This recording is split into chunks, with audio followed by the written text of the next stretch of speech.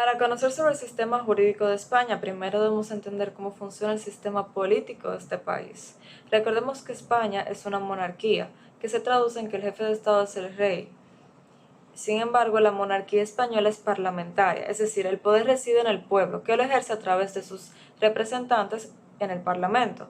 Por lo tanto, es el Parlamento y no el rey quien dirige la política española. El Parlamento español recibe el nombre de Cortes Generales y son esas las que elaboran las leyes y proponen al presidente de gobierno. Las Cortes son elegidas por los votos de los ciudadanos y es por esto que podemos decir que el sistema político es democrático. La primera normativa que debemos tomar en cuenta es la misma Constitución española, la cual, aparte de establecer los poderes del Estado y los principios, derechos y deberes de los ciudadanos, también es la que regula la potestad de las Cortes Generales y establece su modificación bicameral, que está compuesta por el Senado, que es la Cámara Alta de Representación Territorial, y el Congreso de los Diputados, que es la Cámara Baja. El proceso de elaboración de las leyes consta de 3 fases, donde la primera es la presentación del proyecto de ley, que usualmente va al Congreso, y luego de ser aprobada la lectura pasa al Senado, siendo esa la segunda fase. Si el Senado aprueba, pues entonces se pasa a la última fase, donde se emite el proyecto para la aprobación del rey, quien procede a promulgar la ley. Por último, cabe mencionar que el único límite del poder legislativo es el marco constitucional, y de resultar contraria una ley, es función del Tribunal Constitucional velar por la anulación o modificación de las leyes para los principios constitucionales. Hablando un poco acerca de las distintas influencias que tiene y ha tenido la Iglesia Católica en los sistemas jurídicos españoles y su desarrollo. Originalmente fue impuesta mediante un decreto del dictador Francisco Franco, pero fue derogada en 1978 en la Constitución española. No obstante, se firmó un acuerdo en 1979 que obligaba al Estado español a financiar a la Iglesia y enseñar la religión. La Iglesia influyó grandemente al momento de abordar la reforma de la Ley de Libertad Religiosa para continuar con las limitaciones del uso de símbolos religiosos en los estrados estatales. Los acuerdos que tiene el Estado español con la Santa Sede lo obligan a reconocer los días festivos de la sede como propios. Permite un estado de derecho matrimonial especial, ya que al este ser realizado por medio de la Iglesia, no solamente tiene que ser aceptado como bueno y válido, sino que también se rige por las normas de la Santa Sede. El Estado español reconoce la educación religiosa como un derecho fundamental y obliga a los centros de educación superior, como las universidades, a impartir educación religiosa orientada a la ética cristiana. Sin embargo, tomarla es voluntario. También crea una vinculación de derecho sobre presencia y rango en la Armada Española a favor de la Iglesia. Buenas tardes, mi nombre es Amy Fernández y hoy les estaré hablando acerca del Código Civil y sus procedimientos en España. El mismo entró en vigor mediante el Real Decreto de 24 de julio de 1889. Con respecto a su normativa, la misma se caracteriza por un liberalismo conservador, que divide el derecho civil común en personas, acciones y cosas. Esto quiere decir en realidad que el ordenamiento jurídico engloba todos los derechos de las personas con respecto a sus acciones, relaciones y cosas, desde su concepción hasta su muerte. En base a esto, podríamos decir que el Código Civil se encuentra estructurado en 4 libros principales. De manera preliminar, se refiere a las normas jurídicas, su aplicación y eficacia, conjunto a las normas internacionales de derecho privado. Ya para el segundo libro, hace referencia a los bienes y las propiedades, enalteciendo en esta parte el derecho de propiedad y lo considera como un derecho básico y fundamental. Del mismo modo, se refiere a la libertad contractual o, como se conoce popularmente, la autonomía de la voluntad, y la denomina como un principio básico, al derivarse propiamente del ser humano. Por último, y para mantener esta ideología liberalista conservadora, hace referencia a la libertad de comercio de tierras y suprime todo aquello que impide su realización como parte del tercer libro de modos de adquirir una propiedad.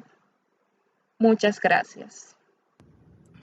Hola, mi nombre es Angela Costa y yo les voy a hablar sobre lo que sería el Código Penal Español, características, elementos y otros.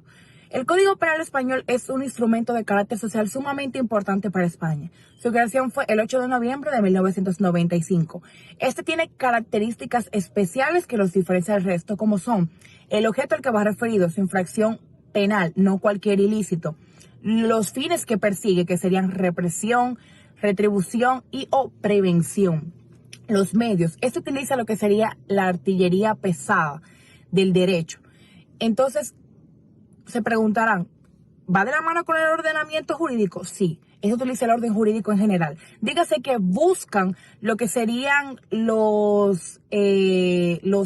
por así decirlo, bienes valiosos del ciudadano, como son su libertad e incluso la vida. En algunos países como Estados Unidos, en algunos estados de lo que sería Estados Unidos, aplican lo que sería la pena de muerte.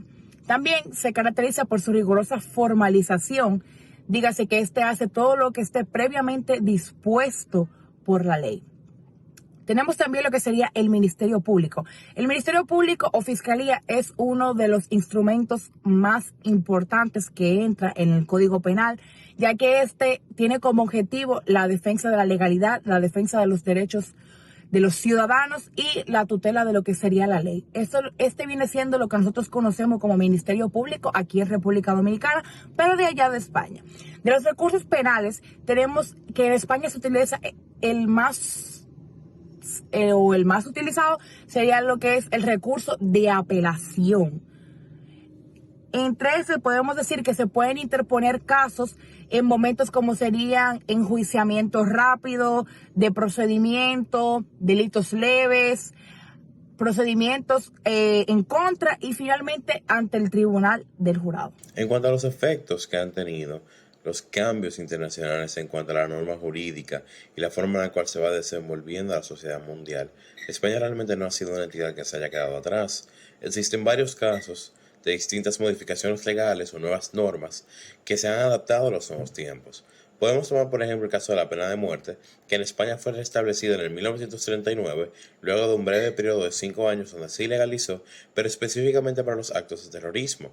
O tomemos también el caso del aborto, que fue legalizado finalmente el 5 de julio del 2010 durante las primeras 14 semanas, adquiriéndose así a una semejanza reservada del derecho americano. Por otro lado, podemos también tomar de ejemplo la nueva ley de propiedad intelectual que crea una responsabilidad vinculante entre los mecanismos de búsqueda como Google con las entidades facilitadoras de estas informaciones, como por ejemplo CCN, para que éste notifique cualquier cambio que altere la naturaleza del acceso a la información y también tenga que compartir parte de las ganancias que resulten de estos usos.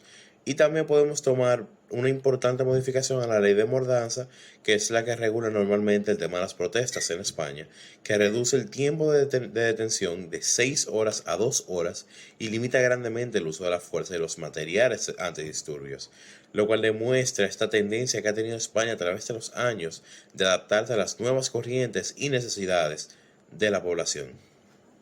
La entrada de España a la Unión Europea hacia 1985 conllevó una modificación a la legislación española, principalmente en materias económicas y comerciales, debido a que la Unión Europea se basa en un modelo de la economía del mercado y en la libre iniciativa y competencia, a fines de eliminar el monopolio y tener un mercado entonces más inclusivo. Eso se evidenció también con la incorporación del euro como moneda única. El Tribunal de Justicia de la Unión Europea tiene jurisdicción en España, lo que conlleva la aplicación de los principios de subsidiariedad y proporcionalidad de la acción administrativa, que brinda seguridad jurídica y confianza hacia la normativa en esta materia específicamente. A pesar de todo esto, realmente el conflicto radica en cuál normativa es aplicada o cuál predomina, el derecho interno o el derecho comunitario. Realmente la Constitución española establece su artículo 93 que a través de una ley orgánica se pueden celebrar tratados con organizaciones internacionales, lo que hace que esta organización pueda entonces crear